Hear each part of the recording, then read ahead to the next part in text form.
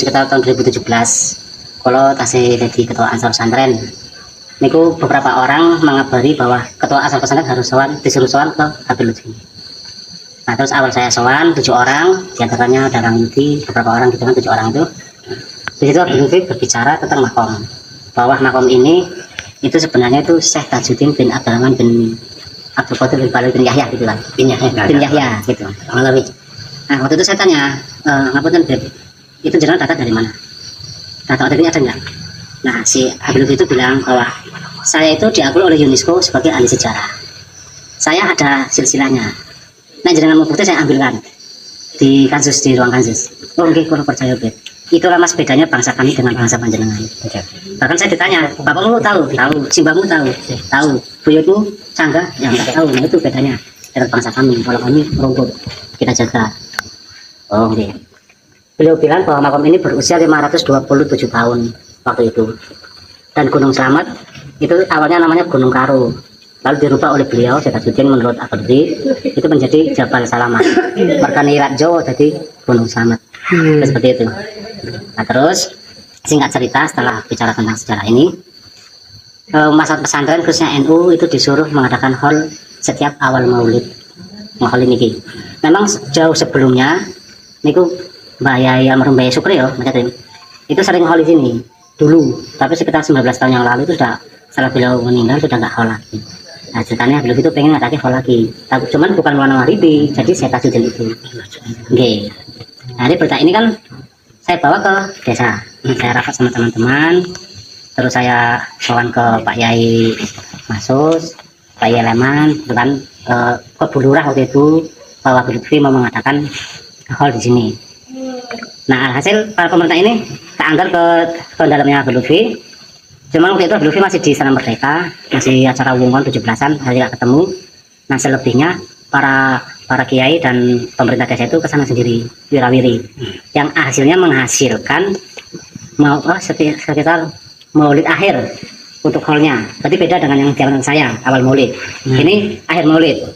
Nah persoalan Borokso, dulu Borokso ini ada bangunan tertutup seperti ini ya, namanya. Ada bangunannya. Disinyalir untuk kegiatan kemusyrikan. Banyak lah itu rumor di luar banyak.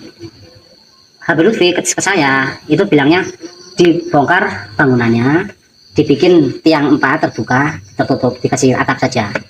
Tapi ketika setelah saya sudah nggak ikut Andres Al Makom, terus pengurus yang sekarang ini sering wirawiri ke sana, ternyata dibongkar sama ikunya apa sebenarnya Tenger ya. Nek tiang bagi tengok di batu nisannya itu dibongkar, diratakan. Kan menuai kontroversi kan di masyarakat pesantren, khususnya kaum atau kelompok-kelompok spiritual. Nek tiang bagi sanjang ya kejawen. Dan saya pada malam apa itu saya dipanggil oleh kelompok kejawen, ada 7 orang. Itu kelompok istilahnya ubah-ubah semua itu.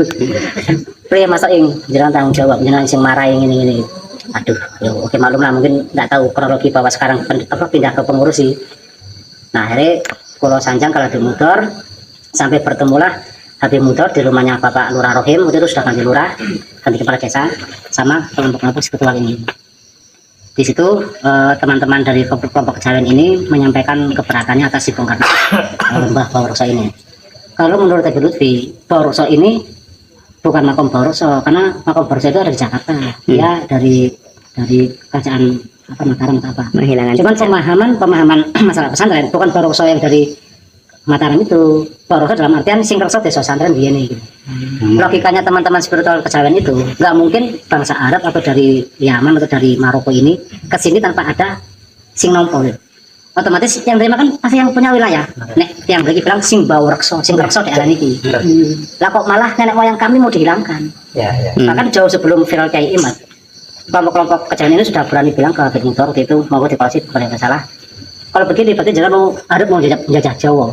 Waktu itu sudah seperti itu. Itu ada teman-teman tadi yang hadir. Ya, para kaum muslimin seluruhnya, khususnya kaum Nahdiyin dan rakyat Indonesia semuanya.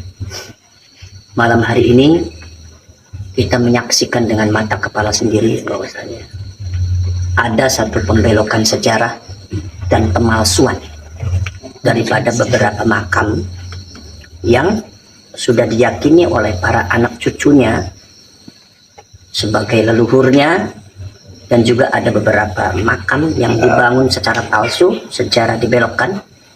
Itu adalah satu hal yang bukan fitnah, tapi itu adalah fakta. Salah satunya adalah ini, Maulana Maghribi ini, saya pernah ngobrol dengan Kiai Maksus bahwa ini adalah napak tilas, itu tidak ada makomnya. Tiba-tiba ada oknum habaib yang ingin memakomkan napak tilas ini, tempat ini, seolah-olah di dalamnya ada jasadnya, yaitu jasadnya adalah katanya itu adalah Al-Habib Tajuddin bin Abdul Qadir bin Yahya Al-Alawi, Marga bin Yahya. Itu sama pengurus dan termasuk maksusnya menolak bahwa ini tidak ada kuburannya. Apalagi yang namanya Tajuddin bin Yahya Al-Alawi ini tidak dikenal oleh masyarakat, tidak ada sejarahnya. Tapi alhamdulillah ini dari Banser kita, dari Ansor, ini saya yakin nih pahlawan, amin, pahlawan bangsa ini, minimal pahlawan leluhur yang ada di Pemalang. Mudah-mudahan menginspirasikan kepada seluruh Ansor dan Banser, amin, seluruh Indonesia bisa seperti beliau. Beliau punya keberanian sangat luar biasa. Nah, ini beliau bertanya langsung, panjenengan datanya mana? Panjenengan sejarahnya dari mana? Karena nama itu sangat baru ya, sama sekali tidak pernah dikenal oleh masyarakat yang ada di sini. Itu makanya. Tapi beliau menjawabnya bukan menjawab data, tapi menjawabnya seolah-olah semacam kami akan membalikkan. Sampean bin siapa ya, sebetulnya itu nggak perlu penjelasan. Sebetulnya nggak perlu. Yang penting adalah ini sejarahnya dari mana? Kenapa? Karena kalau di sini itu ada makamnya Habib Tajuddin bin Abdul Qadir bin Yahya Al-Alawi, ini harus ada datanya. Nah sekarang data yang ada di Pemalang tidak ada, masyarakat nggak ada yang tahu. Kemudian juga dari sesepuh-sesepuh juga tidak ada yang tahu. Yang jaganya di sini juga nggak ada yang tahu. Nah ini gimana? Terlalu dipaksakan. Begitu ditanya jawabnya bahwasanya beliau sudah diakui oleh UNESCO. Itu sebetulnya nggak penting seperti itu.